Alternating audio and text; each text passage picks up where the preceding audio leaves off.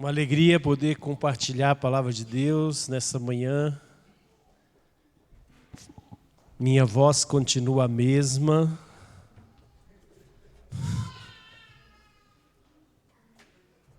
Daquele jeito, né? Fanho.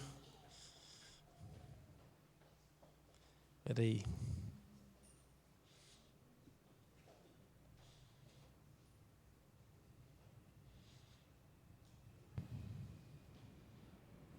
Isso. Eu estive no Soccer Camp em Atibaia. Acho que eu deixei o livreto ali, mas eu não sei se está em cima. Esse é um material chamado Para o Gol, que foi desenvolvido para discipular as crianças nesse período da Copa do Mundo. E nós estivemos ali em Atibaia por 5 dias, ministrando para as crianças de 5 a 12 anos. Nós tínhamos 70 crianças e 30 adultos, entre treinadores, voluntários.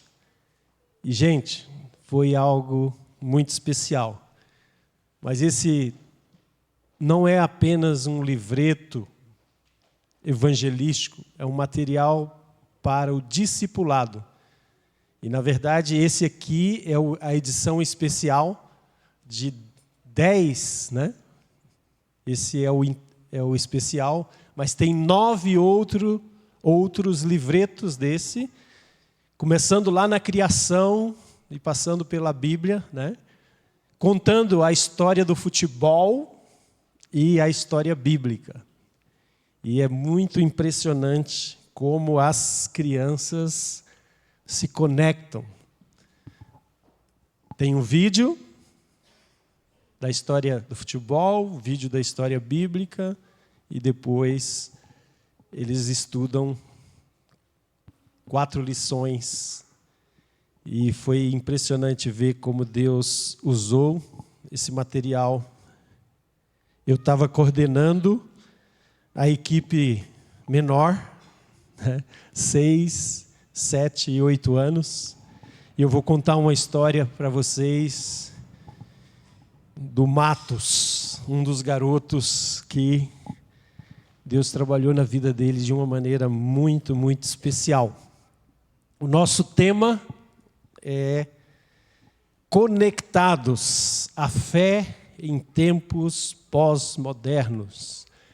Tem um livro aqui com um título parecido com esse, de onde a gente partiu e que os nossos jovens já estudaram. Um bom material. Se você quiser depois, procura o Estevão lá na livraria para você crescer nessa conexão tão fundamental com o Senhor. Nós estamos aqui iniciando uma nova série de mensagens. Os próximos 4 domingos serão sobre esse tema. E eu mandei para vocês um texto que eu quero ler agora. Os sintomas da cultura em que vivemos são evidentes: ansiedade, comparação, solidão e relacionamentos rompidos, entre outros. Qual a resposta cristã consistente e condizente com as Escrituras para os nossos dias caóticos? Nesse 3º trimestre do ano que estamos iniciando, significa que já passaram 6 meses, né? Como bem lembrou aqui a Bia. Nós iniciamos esse 2º semestre, ou o 3º trimestre, com esse tema mundo e missão, isto é, a cultura em que estamos inseridos em contraste com o propósito para o qual fomos criados e enviados. Como enfrentar e vencer as tensões, diferenças, os conflitos que a cultura nos impõe no nosso dia a dia? Paulo, o apóstolo, tem uma resposta objetiva. Não imitem o comportamento e os costumes deste mundo, mas deixem que Deus os transforme por meio de uma mudança em seu modo de pensar, a fim de que experimentem a boa, agradável e perfeita vontade de Deus para vocês. Em resumo, Paulo está dizendo: entregue-se a Deus, continuem sendo moldados, transformados pelo Evangelho e não pela cultura ao seu redor. Nas palavras da Bíblia, a mensagem, nós lemos esse texto da seguinte forma: portanto, com a ajuda de Deus, quero que vocês façam o seguinte: entreguem a vida cotidiana, dormir, comer, trabalhar, passear. Entregue a vida cotidiana a Deus como se fosse uma oferta. Receber o que Deus fez por vocês é o melhor que podem fazer por Ele. Vou repetir: receber o que Deus fez por vocês é o melhor que podem fazer para Ele. Não se ajustem demais à sua cultura, a ponto de não poderem pensar mais. Em vez disso, concentrem a sua atenção em Deus. Vocês serão mudados de dentro para fora. Descubram o que Ele, o Pai, quer de vocês e tratem de atendê-lo. Diferentemente da cultura dominante, que sempre os arrasta para baixo ao nível da imaturidade, Deus extrai o melhor de vocês e desenvolve em vocês a verdadeira maturidade. Isso é Paulo. Então, nesse mês, nós vamos aprofundar e refletir sobre a sublime resposta do Evangelho para cada um desses 4 sintomas que foram selecionados. O primeiro sintoma, a ansiedade. O segundo, a comparação. O terceiro, a solidão. E o quarto, os relacionamentos quebrados. Qual é a resposta cristã, bíblica? A ansiedade, o descanso em Deus. Para a comparação, a segurança em Cristo.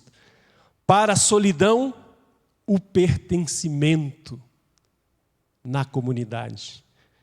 Para relacionamentos rompidos, a reconciliação na graça.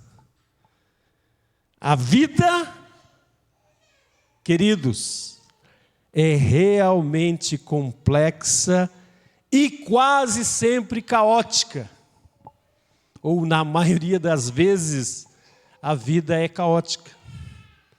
Mas a resposta do Evangelho, embora seja desafiadora, é sempre consistente, firme. A pergunta que eu deixo para vocês, concluindo esse texto, é: você está vivendo a sua vida de entrega e transformação pelo Evangelho de Cristo?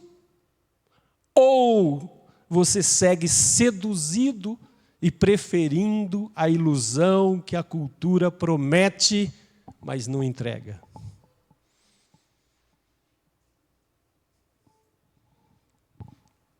A cultura desenha um mundo ilusório, como vimos hoje lá na palestra da manhã.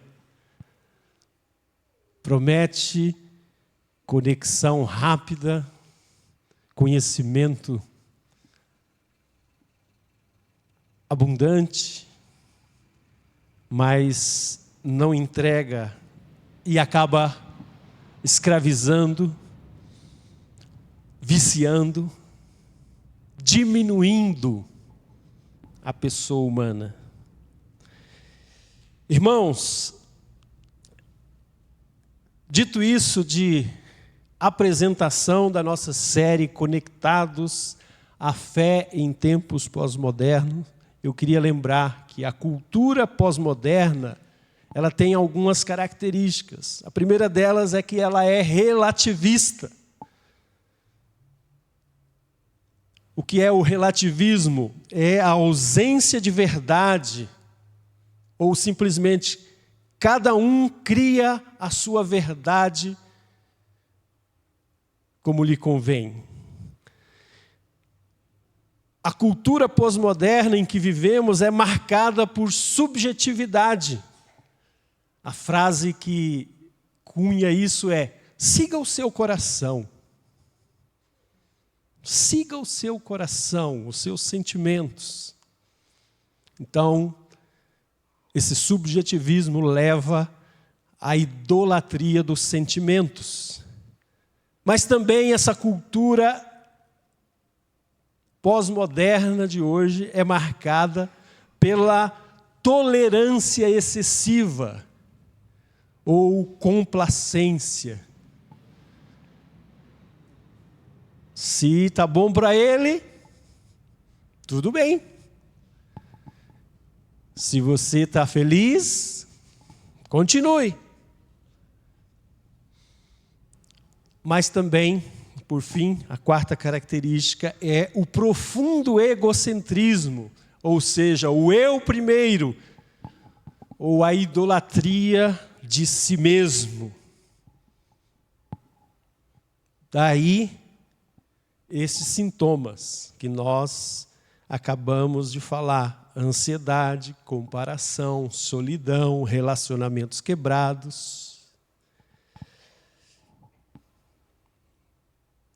Então hoje nós vamos tratar esse primeiro sintoma, ou essa primeira consequência que tem a ver com o relativismo.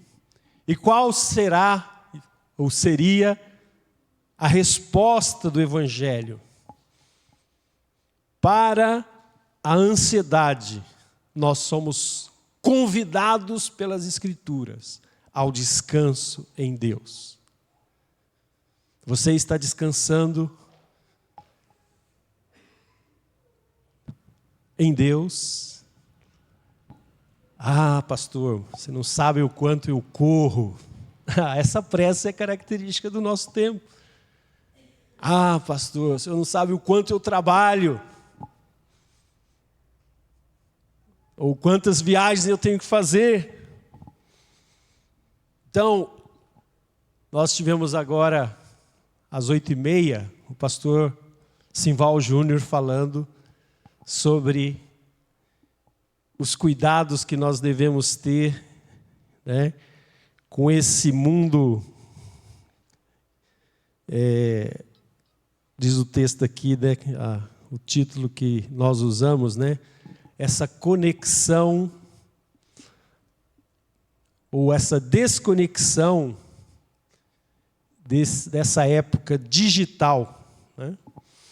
Então, ele trabalhou, e quem estava ali, parabéns pelo investimento, mas foi muito especial o que nós ouvimos nessa manhã, em continuidade ao tema anterior sobre a saúde mental.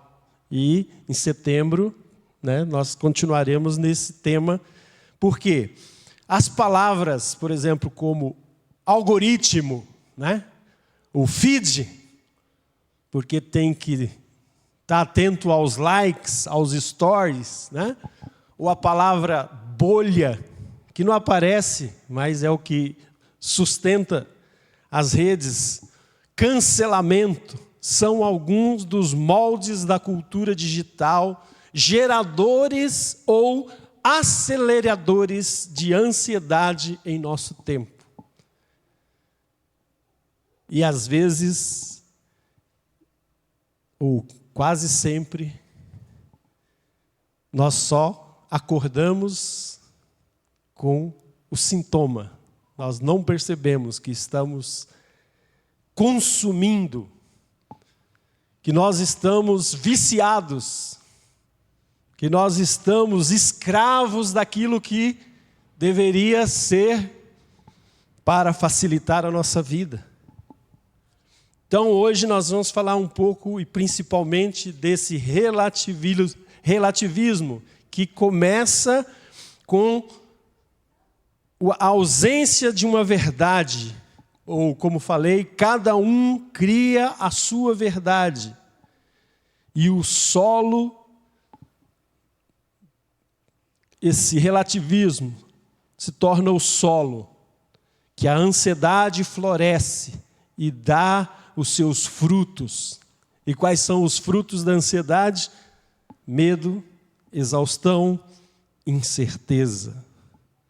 Quando não, angústia, depressões, deteriorização da saúde emocional, mental. E nada mais básico, nada mais elementar do que ouvir o Senhor Jesus. E se falarmos num texto do Senhor que nos ajudará a tratar o sintoma da ansiedade, temos que lembrar do Sermão da Montanha. Eu convido você a Mateus capítulo 6, versos 9 a 13. Talvez você já esteja pensando lá no final do capítulo 6, mas não, a gente vai começar no meio ou no centro desse sermão. Eu estou usando aqui a linguagem NVT. Quando eu disse que a resposta é o descanso em Deus, eu quero dizer que orar é descansar no Pai, na certeza da nossa identidade e filiação. A palavra de Deus diz assim: portanto, orem da seguinte forma: Pai nosso que estás no céu, santificado seja o teu nome, venha o teu reino, seja feita a tua vontade, assim na terra como nos céus. Dá-nos hoje o pão para este dia, ou cada dia, e perdoa as nossas dívidas, assim como perdoamos os nossos devedores, e não nos deixes cair em tentação, mas livra-nos do mal. Senhor, teu é o reino, o poder e a glória para sempre. Amém. Jesus nos ensina a orar. O Evangelho responde à ansiedade, nos convidando à oração. Orar é descansar no Pai, na certeza da nossa identidade e da nossa filiação. Somos amados. Eu queria destacar aqui brevemente, não vai dar tempo, mas se você tiver interesse no tema, o Pai Nosso, aprendendo a orar com Jesus sobre o que, por quê e como orar.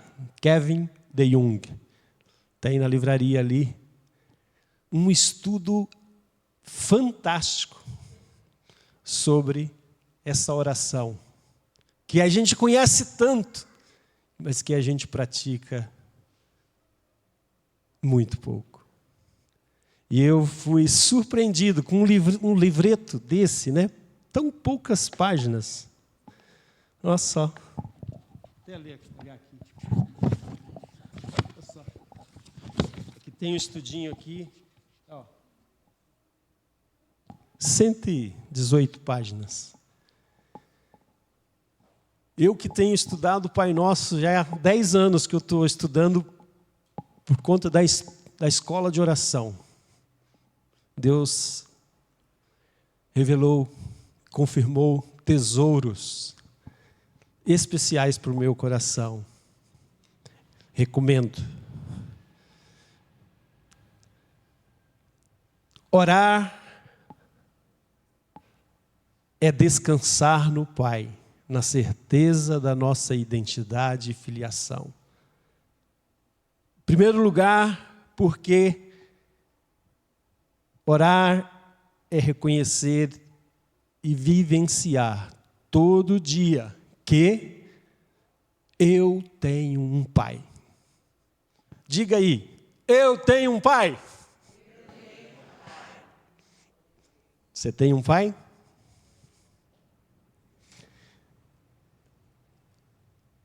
Essa reflexão é muito importante, talvez porque muitos de nós não tivemos uma referência tão saudável de um pai terreno. Muitas vezes nós confundimos ou levamos essa referência negativa para o nosso Pai celeste. Essa oração começa dizendo para mim e para você: você tem um Pai.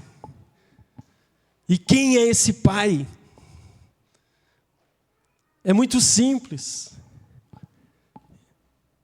Ele é Pai e Ele é presente.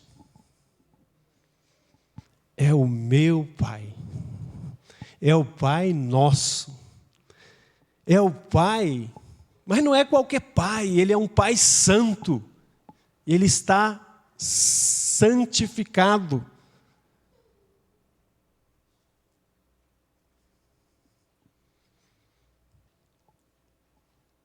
Nem vou entrar no detalhe de que todo o Antigo Testamento apresentava Deus como o Criador, o Senhor dos Exércitos, o Senhor, Jeová. E Jesus diz: quando você for orar, faça como eu.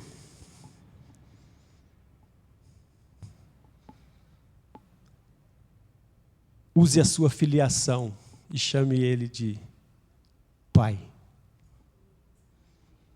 O meu Pai. O Pai que é santo, porque o seu nome é santo. Tem 3 súplicas aqui nesse início. Uma sobre o nome, outra sobre o reino, e a terceira sobre a sua vontade. O nome dele é santo. O reino dele veio até nós. E a vontade dele é feita, obedecida. Então não é um pai qualquer. Esse pai se mostra à humanidade de maneira clara. Mas não se esqueça, ele tem um nome que é sobre todo nome. O reino dele não se limita a um lugar geográfico, a um grupo de pessoas. E a sua vontade é soberana. É por isso que, ao entrarmos no lugar do encontro, da presença, ao adentrarmos no lugar da oração, no cenáculo, primeira coisa que precisamos fazer é adorar o nome, o Rei, o soberano. Não é entrar e chegar com uma lista, me dá isso, me dá aquilo, faz isso, me faz aquilo. Ele sabe, diz o texto aqui, e o pai conhece as necessidades do filho. Aliás, se o pai é nosso, o texto continua dizendo, o pão é nosso, o perdão é nosso, o livramento da tentação é nosso. O livramento do mal é sobre as nossas vidas. Então o que esse texto está nos dizendo, que não só você tem um pai, mas que eu e você temos acesso ao nosso pai. O seu pai está te esperando. O seu pai é acessível. E o que ele tem para mim? O que eu devo pedir para ele? Pão.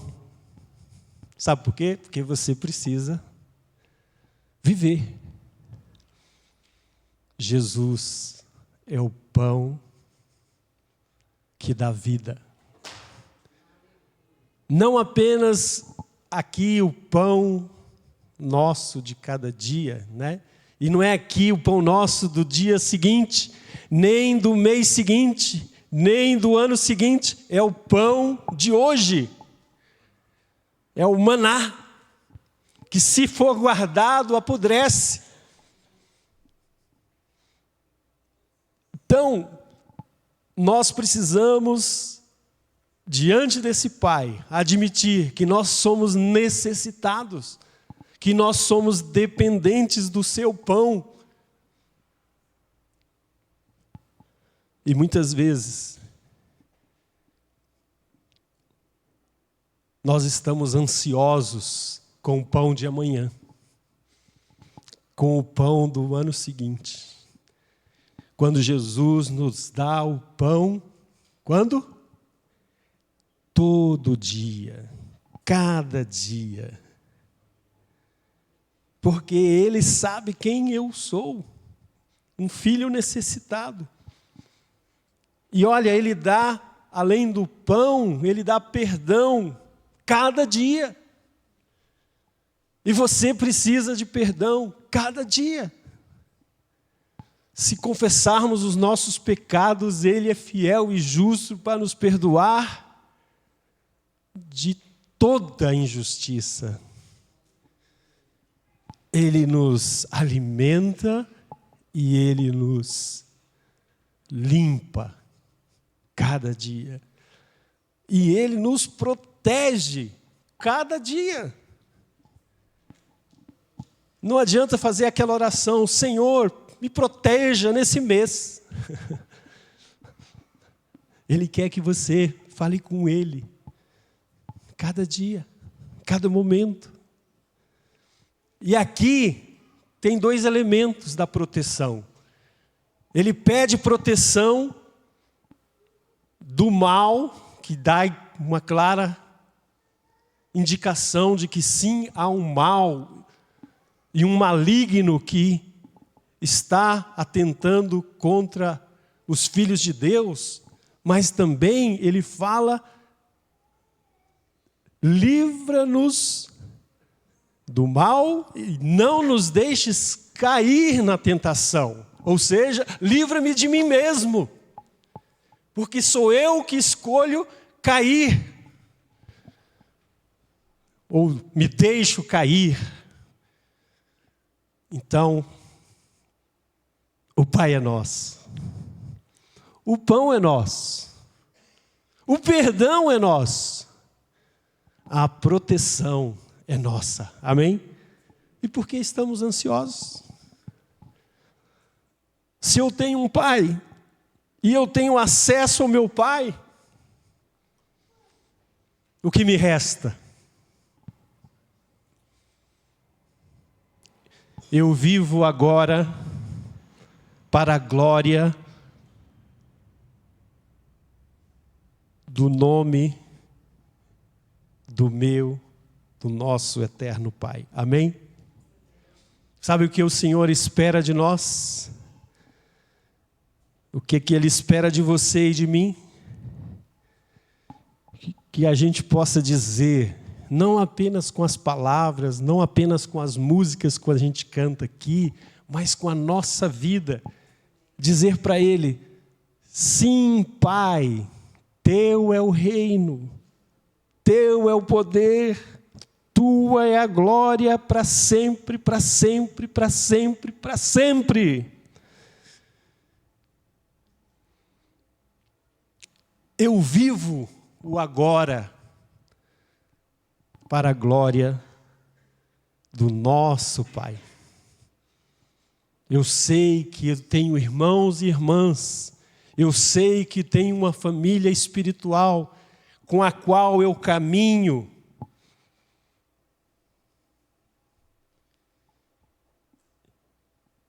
E eu posso receber ajuda, receber consolo, dar ajuda, oferecer consolo, ser alertado e cuidado, porque eu sei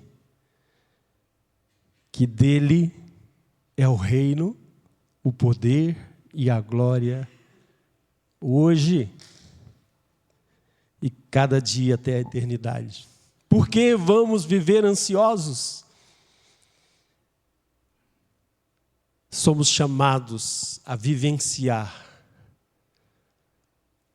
a descansar no Pai, na certeza da nossa identidade e filiação. E sabe como termina o capítulo 6, essa sessão do Sermão do Monte?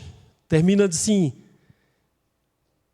o título é assim, o ensino de Jesus sobre a ansiedade ou a preocupação. Por isso eu lhes digo, não se preocupem com a vida diária, se terão o suficiente para comer, beber ou vestir. A vida não é mais que a comida, e o corpo não é mais do que a roupa. Aí ele diz, observem os pássaros. Eles não plantam e nem colhem, nem guardam em celeiros. Eu vou pular aqui, né? Porque ele vai dizer assim, por que vocês estão preocupados se vocês não podem acrescentar uma hora à sua vida? Por que se preocupar com a roupa? E ele diz, não só olhem e observem os pássaros, mas observem os lírios do campo. Nem Salomão em toda a sua glória vestiu-se como eles. Se Deus veste com tamanha beleza as flores silvestres, que hoje estão aqui e amanhã são lançadas no fogo, não será muito mais generoso com vocês, gente de pequena fé? No verso 31, ele diz, não se preocupem com o que comer, beber ou vestir. Ele diz mais, essas coisas ocupam o pensamento dos pagãos, mas o seu Pai Celestial já sabe que vocês precisam.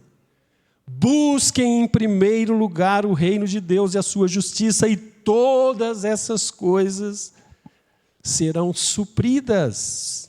Portanto, não se preocupem com o amanhã. O amanhã trará os seus desafios, mas o Pai está presente, você tem acesso a Ele, e Ele está conduzindo a sua história. Amém? Às vezes a gente pensa que ansiedade é coisa de adulto, né? A devocional de hoje, aliás, você que não está lendo, né? Esse é o livro que a gente tem aqui, O Caminho do Coração. E o grande problema sempre, né, Josa, é o coração. Porque quando o coração não está pronto, as coisas... O pastor Ricardo diz assim: vivemos num mundo de incerteza e isso gera desesperança. Nossos relacionamentos são cada vez mais instáveis, o que provoca muita solidão. A facilidade de desconectar compromete seriamente os relacionamentos de longo prazo. Pessoas são tratadas como bens de consumo e, se não mais oferecem o que delas esperamos, são descartadas sem culpa. Construímos a nossa vida sem um alicerce seguro. Jesus é o alicerce seguro. E encontrar e descansar na presença do Pai é a resposta que Ele está nos dando. Como eu falei, às vezes a gente pensa que esse é um problema de adultos, né? Mas como ouvimos hoje de manhã, e eu me lembrei, o Matos, esse menino que eu falei para vocês, o ano passado ele tinha 6 anos. E no Soccer Camp, que eu estava dirigindo o mesmo time, ele chegava no Soccer Camp, começa 13h, o lanche é às 3h30. Ele chegava no Soccer Camp, ele olhava para mim e já perguntava: que horas que é o lanche? Falei: Matos, calma, o lanche vai ser 3h30. Ah, tá bom. Aí começava a jogar, fazer o fundamento lá. Aí ele falou: tio, que horas que é o lanche? Aí ele me perguntava umas 4, 5 vezes. E o pior, a família dele é milionária. A família dele ajudou muitas igrejas, seminaristas, pastores. Ele acho que é a 4ª geração dessa família. Eu conheço, o avô dele ajudou no meu sustento quando eu estava no seminário. E parecia que ele passava fome, né? Que horas que é o lanche? Que horas que é o lanche? E ele não participava, e eu percebia, ele tem um problema que eu agora nesse Soccer Camp, agora ele tem 7 anos. E eu comecei a investir mais perto dele, eu descobri que o Matos ele tem uma profunda ansiedade. Ele fica o tempo todo está falando, ele tá, né? Não presta atenção, mas sabe tudo. Não gosta de perder. Se a amiguinha responde, né? Ele não quer responder, mas aí se todos respondem, aí ele quer responder, né? Então eu fui percebendo nele uma profunda ansiedade e isso se traduzia no jogo. Ele não queria jogar, mas o principal, ele era um dos melhores jogadores da categoria. E agora, com 7 anos, então, ele já dominava. Só que nós vamos jogar contra o time dos Neymaritos. O nosso time era o Hexa, né? Vamos jogar contra os Neymaritos. Ah, tio, a gente vai perder. Falei: mas nós não jogamos. Ah, mas eu sei que a gente vai perder. E assim, uma atitude já de precaução, né? E foi incrível, porque nós vencemos, dos 4 dias, nós vencemos 3. Só que no dia da final, nós perdemos. E Deus trabalhou na vida dele. Mas nos desafios individuais, que são 4 categorias, o Matos ganhou 2. E ele era um dos únicos jogadores lá no palco com 2 troféus, um numa mão e outro no outro. E aquela felicidade. E eu fiquei pensando, que privilégio eu tenho de ver Deus trabalhando na vida de uma criança. E ele ganhando confiança. E certamente, conhecendo a família dele, Deus vai fazer dele um grande homem, um grande servo de Deus, para a glória de Deus. Amém? Você está vivendo com dificuldade emocional, ansiedade? Eu quero lembrar, orar é descansar na certeza da nossa identidade e filiação. Você é filha amada do Pai. E Ele diz a você hoje, e você pode responder a Ele hoje: eu pertenço ao Pai. Eu pertenço ao Pai. Ele me ama e me encontra. No Pai eu encontro propósito e significado. Só para terminar com as palavras do texto bíblico, Filipenses 4:6 diz assim: não vivam preocupados com coisa alguma. Em vez disso, orem, pedindo aquilo que precisam e agradecendo por tudo que Ele já fez. Então vocês experimentarão paz de Deus, que excede todo entendimento, e que guardará o seu coração e a sua mente em Cristo Jesus. Concentrem-se naquilo que é verdadeiro. Pensem aquilo que é excelente e digno de louvor. Tudo que vocês aprenderam, vivam, e o Deus da paz estará com vocês. Alegrem-se no Senhor, alegrem-se e lembrem-se que o Senhor virá. Amém. Oremos ao Senhor. Convido você a curvar sua cabeça e fazer aquilo que é mais básico e essencial, que é o convite desta